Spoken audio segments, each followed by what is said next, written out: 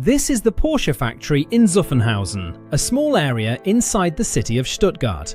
Back in the 1970s, this is where the 911 was built. It's a strange place if you drive past it today because the factory sits squeezed between apartment buildings and train tracks. Porsche never had big open fields to build on like some other car makers did. They just kept adding on to what they already had year after year. The factory covered around 300,000 square meters at the time. That's smaller than most other big car factories, but Porsche wasn't trying to build thousands of cars a day. They cared more about getting each one right than making as many as possible. About 8,000 people worked at this factory during the early years of the 911. That's a small number compared to a place like Volkswagen, but many of these workers were highly trained. A lot of them had years of experience before they even started at Porsche, some coming from backgrounds in metalworking or coach building. Pay reflected that. A skilled worker here earned around 2,200 to 3,200 Deutsche Marks a month in the mid-1970s, so roughly $1,000 to $1,400 at the time. Supervisors earned more. It wasn't the highest paying job in the German car industry, but working on a Porsche came with a kind of pride that money alone couldn't buy.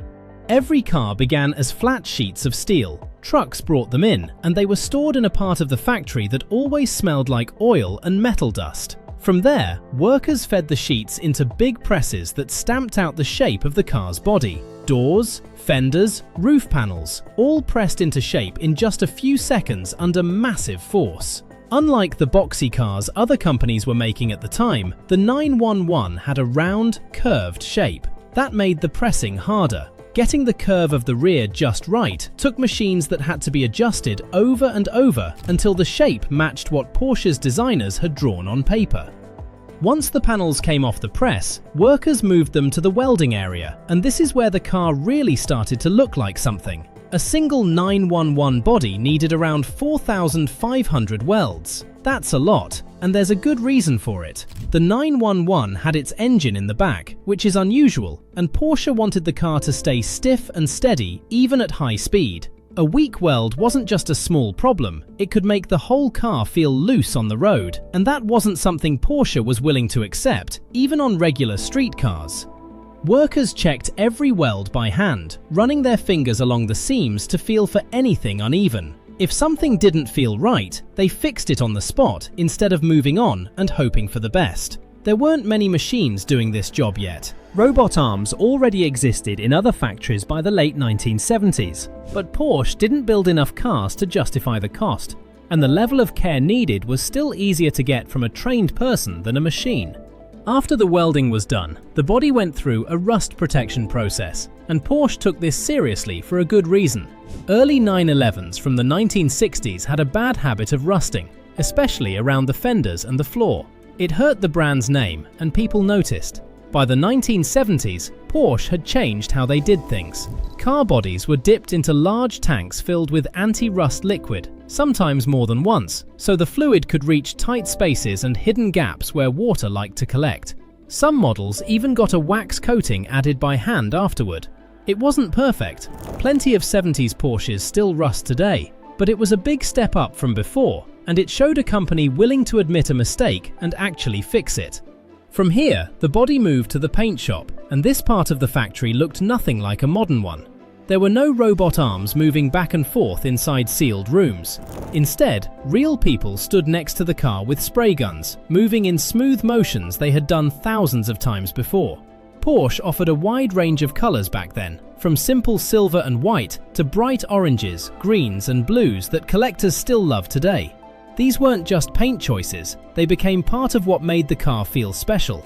Painters took pride in getting each layer even and smooth, with time given between coats so nothing dried wrong. While the body worked its way through paint, the engine came together somewhere else in the factory, almost like its own small workshop.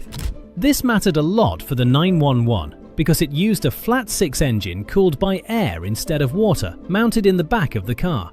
That setup was already unusual for the time, and it needed its own separate line with workers who understood it well. Many of these engine builders stayed in that same department for years, sometimes their whole career, because this kind of engine wasn't something you learned overnight. Get the fan or the cylinder heads wrong, and the engine would run too hot and fail early. The people building these engines knew that, and it showed in how careful they were. Depending on the model, these engines made anywhere from around 150 horsepower in the basic versions to over 200 in the faster Carrera models that came later in the decade. Every engine was tested on a bench before it went anywhere near a finished car. Workers ran them through idle, mid-range revving, and full power, listening closely for anything that sounded off. A strange tick or a rough idle meant the engine came back off the line instead of moving forward. Once the painted body had cooled down and the engine had passed its tests, the two came together in a step workers called the marriage. This is when the finished body was lowered onto the chassis and engine below it. For the 911, this moment needed extra care because the engine sat in the back and everything had to line up just right with a body shaped more for speed than for easy access. A crane slowly lowered the body while a small team guided it into place, checking bolts and wires as it settled. If this step went wrong, it meant hours of extra work later, so nobody rushed it, even when the shift was running behind. Building the interior took the same kind of slow, careful work. Porsche's seats weren't as soft or fancy as what you'd find in a big luxury car, but they were built well. Leather, where it was used, was cut and stitched mostly by hand. The dashboard, with its 5 round gauges built around a large speed dial in the middle, was put together as one piece and slid into place by workers who had done it so many times it almost felt automatic. Wires were run through the body by hand too, which took patience more than strength. A pinched wire found months later meant an unhappy owner and a repair nobody wanted to deal with. Quality checks at the end of the line showed just how careful Porsche really was. Every finished car went through a water test, where it was sprayed from different angles to check for leaks, while someone sat inside checking the door seals and the roof on Targa models, since the removable roof panel was known to leak if it wasn't fitted just right. After that, cars were rolled onto a machine that let the engine run while the car stayed in one place, so workers could check power, sound, and any shaking. Porsche's engineers had strong opinions about how a flat six should sound, and a car that didn't sound right raised questions, even if every number on the test came back fine. The price of the car tells its own story. A new 911 in the mid-1970s cost around 30,000 to 35,000 Deutschmarks in Germany, which came out to roughly $13,000 to $16,000 in the US, depending on the trim and shipping costs. For comparison, a well-equipped Mercedes sedan from the same time cost around 22,000 Deutschmarks, so the 911 sat well above it, more of a special purchase than something a normal family would buy. The average factory wage in West Germany at the time was around 2,200 Deutschmarks a month. That meant a worker would need well over a year's pay without spending a mark on anything else, just to afford the car they helped build. Some workers joked about it on the floor, saying they were building a car they'd never be able to park in their own driveway. It's worth asking why the 911 has lasted this long, because the answer isn't just nostalgia. The engine in the back, which seemed almost stubborn at the time when most car makers were switching to front-engine designs to save money and space, gave the car a feel that nothing else really matched. Porsche kept improving the same basic idea instead of replacing it every few years. Most car companies redesign their models constantly, chasing whatever trend is popular, and something usually gets lost along the way. Porsche mostly avoided that with the 911, even as the car got better with each new version. There's also something to be said about how easy these cars were to fix. A mechanic with basic tools and a manual could work on a 1970s 911 engine without needing a computer or a dealership machine, which feels almost old-fashioned next to a modern 911 full of sensors and computer chips. That's part of why so many of these cars are still on the road today, kept alive by people who enjoy working on them rather than throwing them away. Shifts at the factory ran early morning to late evening, similar to other German plants, but the pace here was never as fast as somewhere like Volkswagen. Since Porsche made fewer cars, workers had more time to slow down on a tricky panel or double-check a weld without someone rushing them. That doesn't mean there was no pressure at all. Dealers were still waiting on cars and orders still needed to be filled, but the focus leaned more toward doing it right the first time than pushing out as many cars as possible. Team leaders, often people who had worked their way up after 10 or more years on the line, walked the floor checking on progress and stepping in themselves when something looked off. Women made up a small part of the workforce by the mid-1970s, mostly doing jobs like stitching leather, building wiring, and checking finished parts, work that needed patience and a careful eye more than physical strength.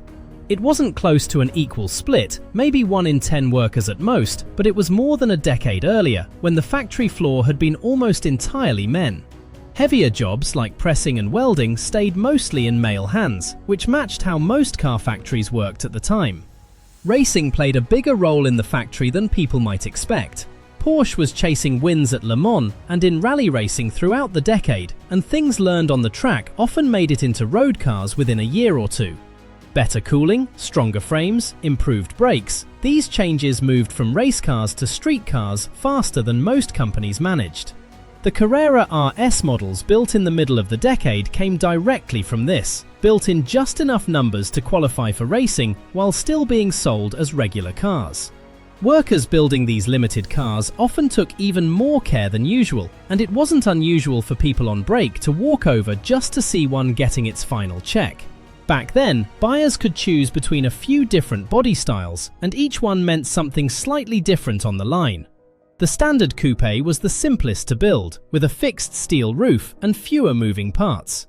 The Targa version, with its removable roof panel and thick roll bar behind the seats, needed extra hands and extra time, since that roll bar had to be welded in as part of the car's structure, not just bolted on for looks.